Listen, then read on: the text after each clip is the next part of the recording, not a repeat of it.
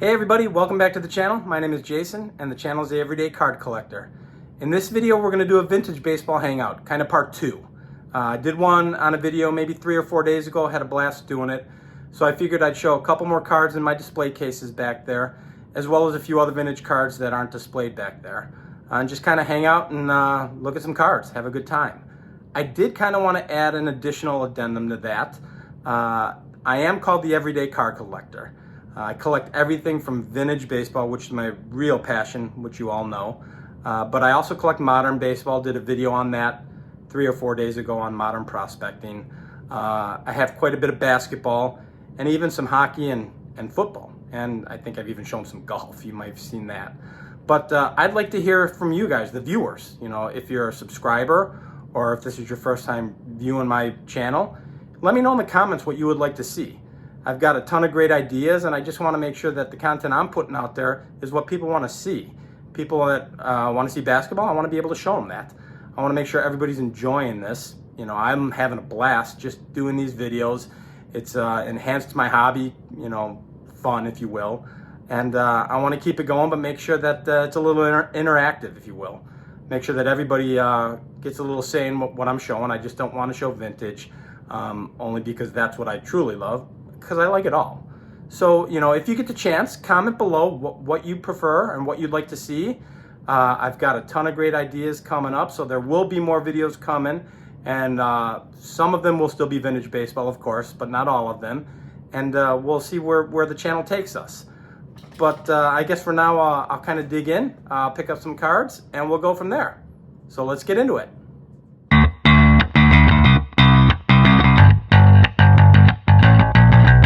Okay, let's have some fun checking out some cards. You may have noticed in my intro, my puppy dog made her official YouTube debut. That was Ida Bell. She's roughly about 4 years old, and I didn't feel like editing her out, so she's officially made her quick YouTube debut. So it's kind of funny, but I didn't feel like messing around with editing it out, so I figured I'd just leave it in there. So if you look quickly, you'll see her towards the end.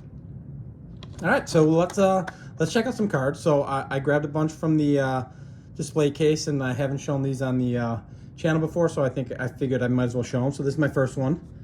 This is my 1954 Topps Yogi Berra. It's a PSA 2, good 2. I bought this ungraded on eBay and then went ahead and got it graded.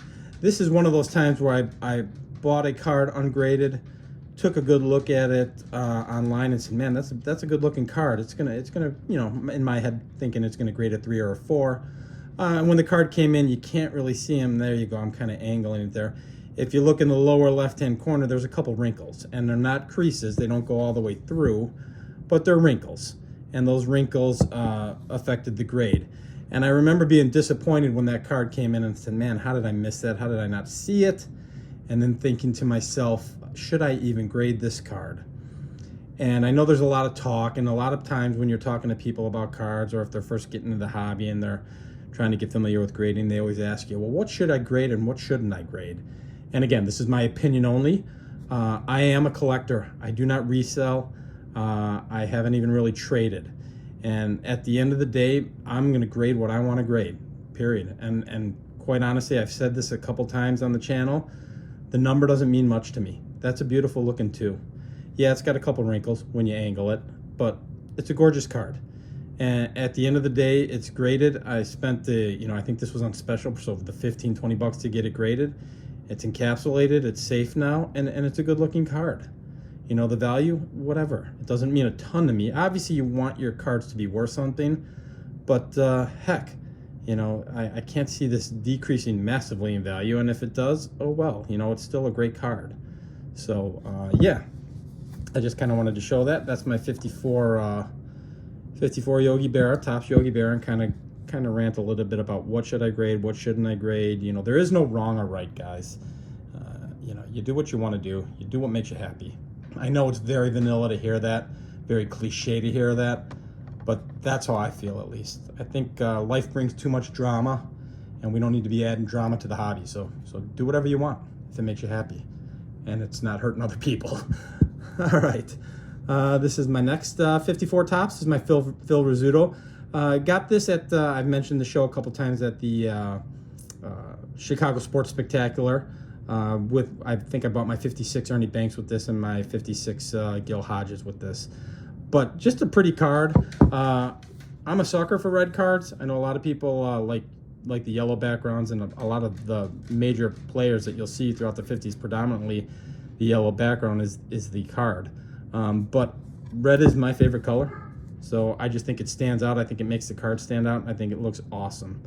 So yeah, Hall of Famer Phil Rizzuto, 1954 Topps. Next is my 1957 Topps Whitey Ford. Got this card at a small show. The show was about an hour away from me, outside the Chicagoland area. And I went to the show, had never been there, wanted to see what the show was about, and it was 99% modern. And there were 2 or 3 different vintage dealers there. And, you know, so I wasn't there a real long time. You know, combed through some modern and found this with one of the dealers, and thought it was a real good looking card. Again, 3s, 4s, 5s. For anything in the 50s, that's right in my wheelhouse. I think it's a real pretty card. I think Whitey Ford has a great run of cards. Just a fantastic run of cards. So, you know, there's a couple players out there who have really good runs. I think Whitey Ford's one of them. I think Roy Campanella is another one. I think Ernie Banks is another one as well. He's got 1 or 2 that are kind of rough, but for the most part, I think he's got a great run.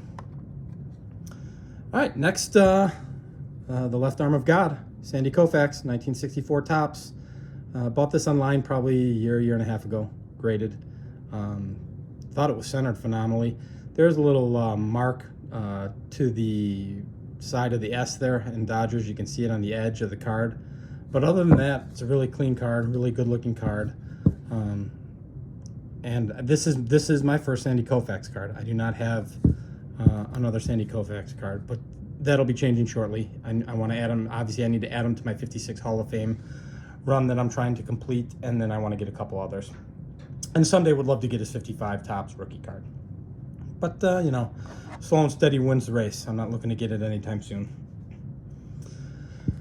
64, Hoyt Wilhelm.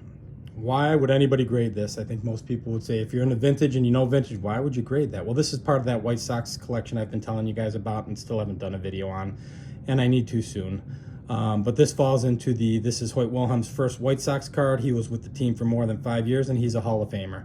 So I bought this ungraded several years ago, and then had it graded, and it graded a 5. So I bought it online, bought it on eBay, ungraded, and got the 5, which I was thrilled with. So thought that was pretty cool. So that's part of that collection, and again, sooner or later I'll get to that video and show everybody that whole run of cards that I currently have and what I'm missing. And I might do that before I go to Strongsville in April, because I'm going to focus on a lot of cards for that run. I need about 3 or 4 more cards to complete that, and I think I'll have a good shot at seeing them at Strongsville. Okay, next, 68 Topps, Ernie Banks, and we were just talking about how he's got a great run of cards. This is one of them. Awesome looking card. Quintessential baseball card, graded in VGEX4 with PSA. But look at that smile. I mean, I think that's an awesome card. Centered fairly well, corners are in pretty decent shape. So there's your back. And I thought it was a pretty good looking card. I mean, maybe even undergraded, I guess, but I don't care. You know, it still looks great to me, and 4, that's perfect. And again, I bought this ungraded and got it graded. Just so you're aware, guys, I've only sent to PSA once or twice, and I've done that through a friend. I do not belong to the PSA.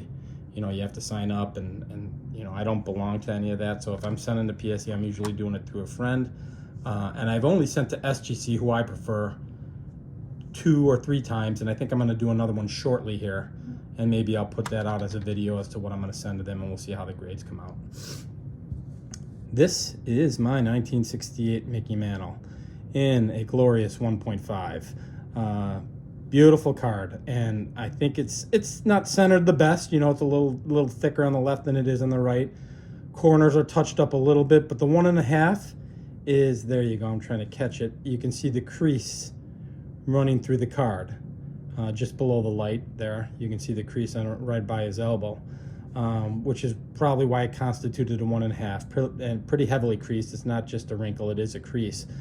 But, you know, we don't look at cards at an angle. Looking at this card from this view, it's awesome. Looks fantastic. So, again, I had this ungraded, and I was going through that, should I grade it, should I grade it? You know, well, Mickey Mantle, you know, most people tell you pretty much grade all of his cards. But beyond that, I kind of came to my senses and said, I want to grade it because I want to grade it, and I want to have it in an SGC case, and that's what I want, regardless of the grade. So, you know, investment purposes don't come into play for me. So that you know, once you get that out of your mind, grade whatever you want and grade what you like. That's how I see it. 69 Hank Aaron also sent this in with the other PSA card that I just showed. I think this was the first PSA submission I ever did. And off-centered card, and you've heard me say it 1,000 times, that doesn't bother me. Sharp corners, sharp edges, beautiful color, good-looking card. So off-center does not, you know, designate me not purchasing the card.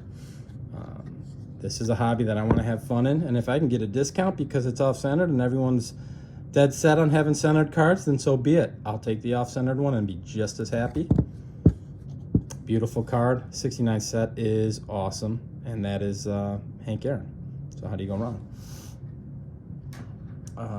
Okay, next, the 69 Roberto Clemente. Again, centered better. Corners are a little more touched up, but it got a 4.5, so I was thrilled with that. You know, you can't go wrong with Roberto Clemente. Just a phenomenal player, phenomenal card, and like I said earlier on the Hank Aaron, I love the 69 set. I think it's an iconic set. So there's my 1969 Topps Roberto Clemente. All right, this one I kind of got on a bargain at one of the local smaller shows with a modern dealer. 1970 Topps, Reggie Jackson. I mentioned it before. I think I showed a card on my last video or a couple videos ago. I love the 70 set. I love the gray. This is a Reggie Jackson second year card in a VGEX4 by PSA. Bought it graded, but good looking card. Not centered perfectly. Had a little ding in the upper corners there, but that's an awesome card to display. And I think it was $40 when I bought this, guys, if I'm not mistaken. So I think I paid $40 for this, and I try to give you prices when I can. But yeah, look at how young he is there, and what an awesome card. So 1970 Topps, Reggie Jackson.